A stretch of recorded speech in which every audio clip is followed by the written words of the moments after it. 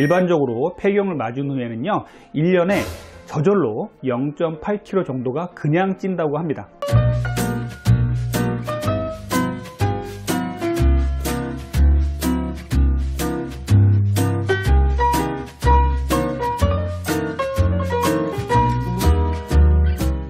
안녕하십니까. 다이어트 멘토 가정의학과 전문의 닥터리 이진복입니다.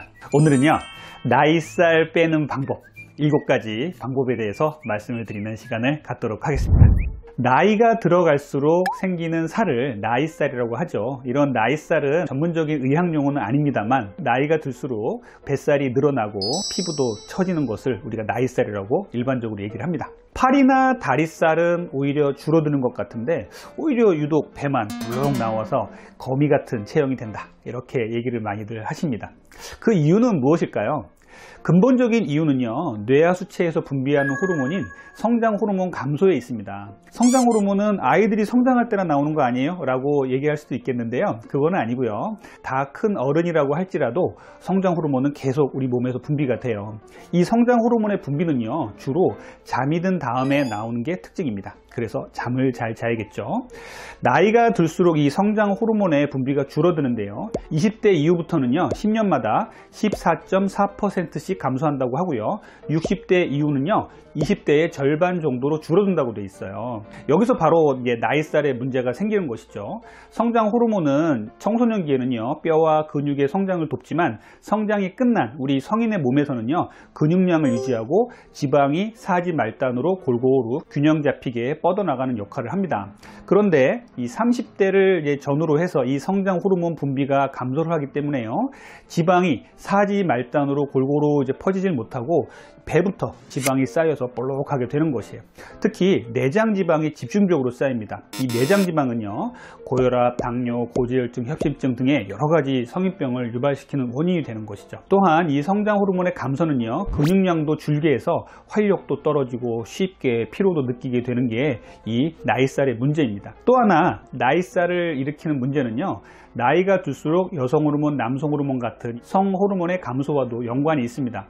여성의 경우 호르몬이 30대부터 점점 줄기 시작해서요 50대 전후로 폐경을 맞게 됩니다. 그래서 아예 폐경이 되면 여성 호르몬이 중단이 되죠.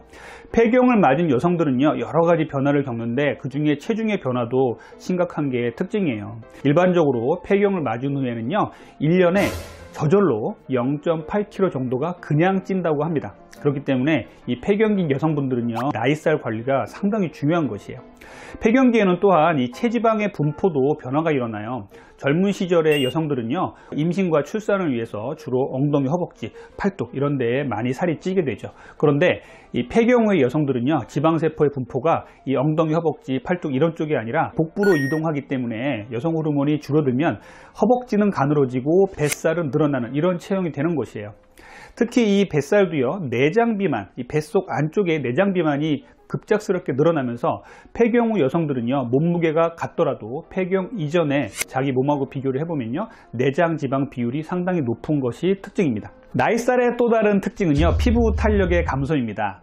나이가 들면 내장 지방이 늘어나는 동시에요 살가죽이 축 처지면서 이 탄력을 잃은 피부는 울퉁불퉁하게 변하게 돼요.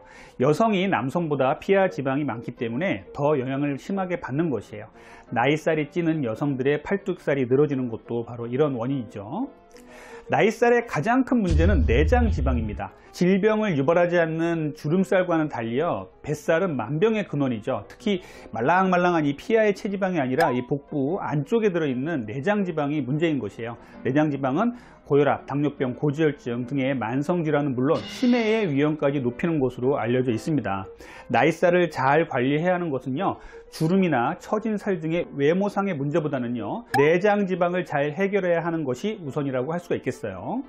자, 그러면요 나이살 빼는 방법에 대해서 본격적으로 말씀을 드릴게요. 나이살 빼는 방법 첫 번째는요 운동이에요. 나이살을 빼려면요 지속적으로 근력 운동이 필요합니다. 운동이 근육량을 증가시켜서 기초대사량이 떨어지는 것을 막게 되죠. 기초대사량이 떨어지게 되면요, 체내의 에너지 소모량이 줄어드는 것이기 때문에 많이 먹지 않아도 살이 쉽게 쪄요.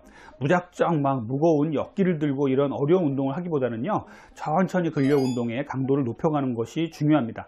중년층은요, 무산소 근력 운동을 하다가요, 근육을 다치기가 쉽기 때문에 하루 두세 번 정도에 나눠서 본인에게 맞는 운동을 천천히 강도를 올려가면서 하는 것이 제일 중요하겠어요. 나이살, 뱃살을 빼려면요, 유산소 운동과 근력 운동이 적절한 비율로 잘 이루어져야 돼요. 내장 지방을 빼는 데는요, 유산소 운동이 더 유리합니다. 유산소 운동도 다치지 않게 저강도로 하는 게 좋겠죠. 걷기나 완만한 등산, 배드민턴 같은 것들을 추천을 해드립니다. 그리고 복부에 지방이 붙지 않도록 하고 기초대사량도 늘려주는 근력 운동을 하는 것도 매우 중요해요. 중장년층은요, 몸 전체의 근육을 자극하는 운동을 통해서 더 많은 칼로리를 소비하고 신체의 균형을 잡는 게 중요합니다. 혼자서 하기 힘들다면요, 주치의나 운동 전문가분들과 상의해서 본인에게 맞는 운동의 강도, 운동의 종류를 선택하시는 것도 좋겠어요. 자, 두 번째 나이살 빼는 방법은요, 단백질을 충분히 먹자는 거예요. 살을 빼려면 고기를 먹지 않아야 되는 것 아닌가요? 라는 오해를 갖고 계신 중장년분들이 간혹 계세요. 하지만 나이살을 빼고 근력을 키우고 몸의 에너지 생성을 늘리기 위해서는요, 단백질 공급이 필수예요. 특히 중년 여성들을 한번 보면요, 중년 여성들은요, 집에서 맨밥과 가족들이 남긴 반찬에다가 대충 끼니를 때우는 경우가 많아서 참 안쓰러워요. 탄수화물 중심의 식사는요, 복부에 비만을 부르고 단백질 부족으로 근육량이 줄면서 피부가 더 늘어지게 되고 나이살이 더 찌게 됩니다. 따라서 영양소를 균형 있게 드시는 게 좋겠어요. 나이가 들수록 단백질 섭취는요, 아무리 강조해도 지나치지가 않습니다. 고기를 먹는 거 상당히 중요하고요. 고기를 먹되 기름기가 적은 부위로 먹는 게 중요하겠죠. 그리고 고기를 싫어하거나 잘 안 먹는 이 중장년층들이 간혹 계신데요, 이런 분들은요, 홍이나 두부, 계란 같은 것들을 드셔도 좋겠어요. 자, 세 번째 나이살 빼는 방법은요, 섭취 열량의 30% 줄이기입니다. 나이살이 이미 시작한 단계라면요, 젊을 때보다 기초대사량이 떨어진 상태라고 생각하시면 돼요. 젊을 때와 똑같은 양을 먹으면요, 살이 당연히 찌겠죠. 따라서 과식은 금물이고 지방과 탄수화물 섭취량을 전체적으로 좀 줄여야 됩니다. 음식 섭취량을 줄이면요, 몸속에 세포 노화를 유도하고 각종 질환을 유발하는 활성산소의 생성도 줄일 수 있다고 해요. 평소 섭취 열량의 30%를 줄이는 게 좋다고 하는데요, 미국 국립노화연구소에서 연구한 원숭이 실험에 의하면요, 전체 열량의 30%를 줄인 원숭이가 가장 오래 살았다고 합니다. 자, 네 번째 나이살 줄이는 방법은요, 아침 꼭 챙겨 먹고 탄수화물 줄이자는 거예요. 나이가 들면요, 한 끼에 많은 영양분을 한꺼번에 먹는 게 힘들어집니다. 젊었을 때야 몇 끼 굶다가 한 끼에 많은 영양분을 섭취해도 큰 몸에 무리가 없었죠. 하지만 나이가 들어서 한 끼에 너무 많이 먹거나 한 끼에 단백질을 너무 과하게 먹으면요, 소화불량으로 고생을 하시거나 또 이후에 몇 끼를 굶을 수도 있어요. 그래서 하루 세 끼를 적당량 잘 챙겨 먹는 게 중요한 겁니다. 특히 아침은 꼭 챙겨 먹어야 저녁에 과식을 막을 수가 있어요. 나이살이 잘 생기는 분들은요, 정제 탄수화물을 줄이고 단백질을 잘 드시는 게 중요합니다. 국수나 빵, 떡 이런 것들이 구하기 쉽고 먹기 쉽다 그래서 자주 드시는 중장년 여성분들이 간혹 계세요. 그런데 이런 것보다는요, 정제 탄수화물을 줄이고 고기, 생선, 달걀, 콩류 등의 단백질을 자주 먹는 것이 나이살을 줄이는 방법이 되겠습니다. 다섯 번째요, 우리가 나이살을 줄이는 방법은요, 녹황색 채소를 꾸준히 먹자는 거예요. 녹황색 채소를 섭취하면요, 식이섬유뿐만 아니라 항산화 성분을 섭취할 수 있어서 노화를 예방하고요, 혈관을 깨끗이 할 수가 있습니다. 야채, 과일 등에 많은 식이섬유를요, 충분히 섭취하는 것도 중요해요. 식이섬유는요, 포만감을 지속시켜서 과식을 막고 식후 당분의 섭취의 속도를 조절해서 우리가 살이 찌는 것을 막아주게 되죠. 녹황색 채소를 통해서요, 다이어트에 꼭 필요한 미네랄과 미세 영양소를 섭취하는 것은 나이살을 이기는 지름길입니다. 여섯 번째는요, 금주, 절주, TV 시청 줄이자는 거예요. 나이가 들수록 익숙했던 것도 재밌었던 것들하고는 천천히 이별을 해야 할 때가 다가옵니다. 젊었을 때야 좀 술도 좀 먹고 담배도 좀 피고 하루 종일 뒹굴뒹굴 TV만 봐도 살도 그렇게 안 찌고 다이어트도 잘 됐었어요. 하지만 이 중년이 되면 이런 행동과 습관들은요, 나이살을 찌게 하는 원인이 됩니다. 특히 젊을 때 피지 않던 담배를요, 나이가 들어서 피기 시작하면요, 나이살이 남들보다 더 많이 붙는다는 연구도 있어요.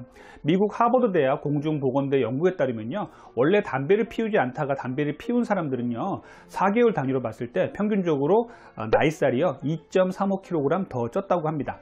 또한 매일 술을 마시면요, 체중이 평균 증가치보다 0.19kg이 더 늘었고요. 매일 1시간씩 TV를 볼 때마다 0.14kg씩 체중이 늘었다고 하니까요. 이런 술, 담배, TV 보는 시간 이런 것들은 좀 줄이는 게 좋겠죠.